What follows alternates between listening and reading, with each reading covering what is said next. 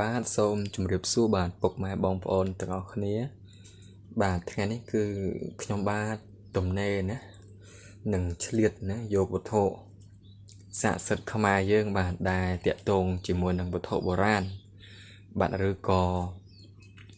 តាក់ទងនឹងស្នែងសត្វចង្កូមសត្វខ្នាយសត្វណាថ្មបុរាណបាទដែលខ្ញុំបាទមានឧបនិស្ស័យរើសបានបាទនៅទីទួលវត្តបុរាណមួយណាបាទពុកម៉ែបងប្អូន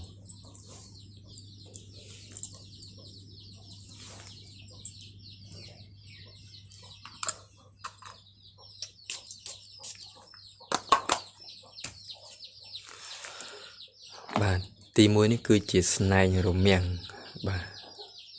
ស្នែងរមាំងបាទបំណែកនៃស្នែងរមាំងមួយកង់បាទនេះក៏ជាស្នែងរមាំងដែរណាបាទស្នែងរមាំងនិងស្នែងប្រឹសខុសគ្នាណាពុកម៉ែបងប្អូនបាទនេះគឺជាស្នែងប្រឹសបាទនេះបាទបំណែកមួយចំហៀងទៀតណាពុកម៉ែបងប្អូន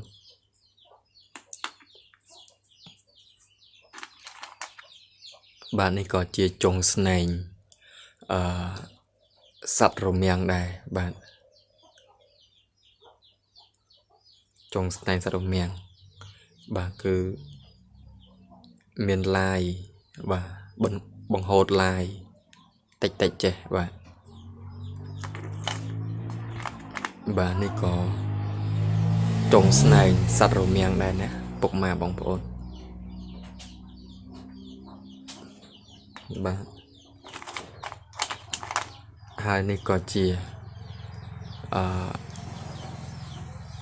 បំណែកមួយកង់នៃស្នែងរមាំងដែរបាទ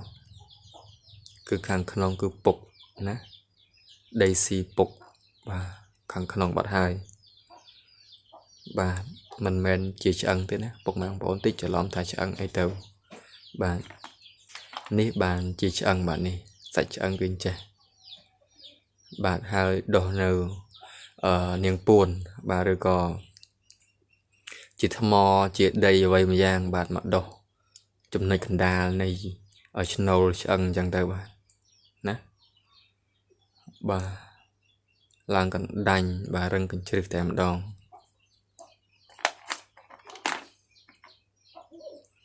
បាទហើយនេះគឺជាថ្មសំលៀងជ្រូកព្រៃបាទតែចំណុចនេះគឺប្រេះ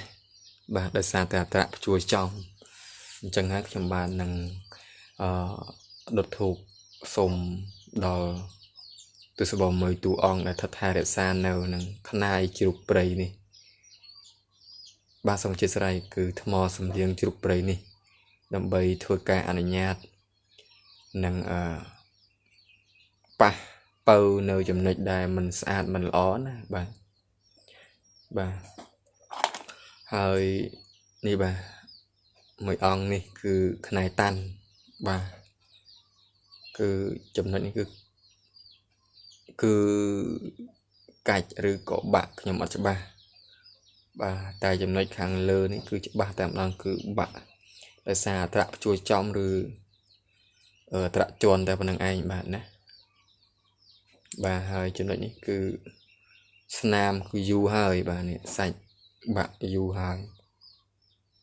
បាទខាងនេះប្រហែលជា2-3 ឆ្នាំទេបាទនេះស្នាមថ្មី2-3 ឆ្នាំនេះគឺយូរតែម្ដងបាទតាន់បាទ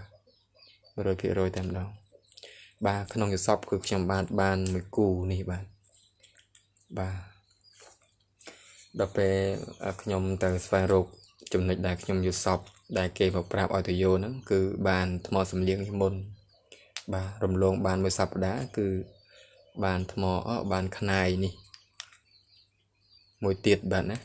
ក្នុងយល់សពគឺបានមួយគូអញ្ចឹងបាទហើយនេះគឺជាខ្នាយបាទខ្នាយជ្រូកញីណាពុកម៉ែបងប្អូន ឬក៏កធប់ជ្រុកញីបាទ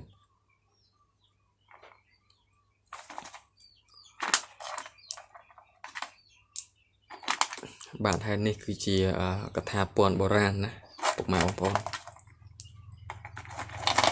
បាទកថាពន្ធបុរាណនេះគឺមានទាំងពណ៌សណាពណ៌សពណ៌ខ្មៅបាទនេះកថាពន្ធបុរាណបាទហើយមួយផ្នែកនៃកងដៃបាក់នេះគឺពណ៌ខ្មៅណាពុកម៉ែបងប្អូន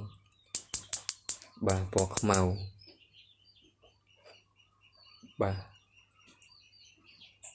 គឺដូចជាសាងពីលហធាតុអ្វីមួយយ៉ាងណាពុកម៉ែបងប្អូនបាទ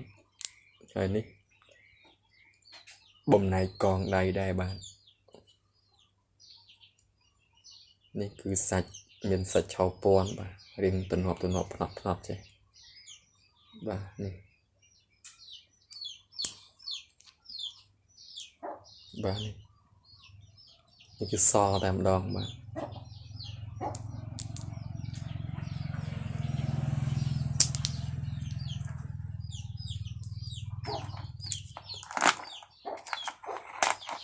បាទហើយនេះគឺជាគុជថ្មភ្នែកឆ្មាបាទគុជថ្មភ្នែកឆ្មាណាពុកម៉ែបងប្អូនបាទហើយនេះជាថ្មប្លែកពិសេសត្រង់ថាមានវ័នខាងក្រៅមួយខាងលើមួយបាទទាំងអស់វ័ន2អញ្ចេះហើយស្តៀងនឹងផ្លែពូថៅដែរណាហើយសាច់ថ្មនេះរឹងមែនតែនបាទនេះដូចគ្នាដែរបាទថ្មផ្លែពូថៅបុរាណឬក៏ថ្មក្របរន្ទះណាពុកម៉ែបងប្អូន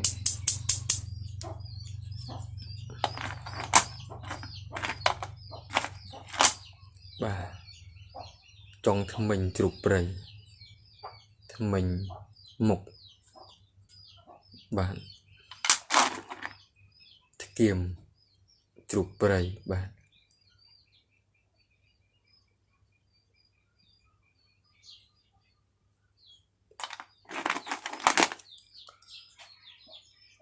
ស្នែងប្រះបាទខាងក្នុងគឺពុកដីស៊ីបាទហើយបាទពុកម៉ែបងប្អូន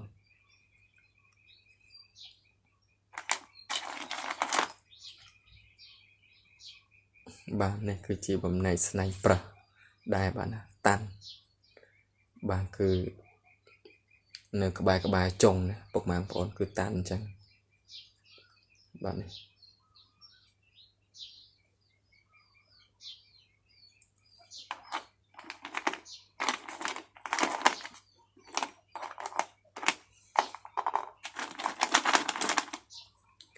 បាទនេះក៏ជាស្នែងបំណែកមួយកង់នៃស្នែងរមាំងបាទនេះបាទគឺក្បែរចុងគឺតាន់អញ្ចឹងណាពុកម៉ែបងប្អូនបាទនេះស្នែងរមាំងដែរបាទតែខាងក្នុងរាងប្រហោងណារាងពុកខាងក្នុងបន្តិចបាត់ទៅហើយបាទនេះស្នែងប្រះបំណែកនៃស្នែងប្រះបាទដែរបែកបាក់មួយចំហៀង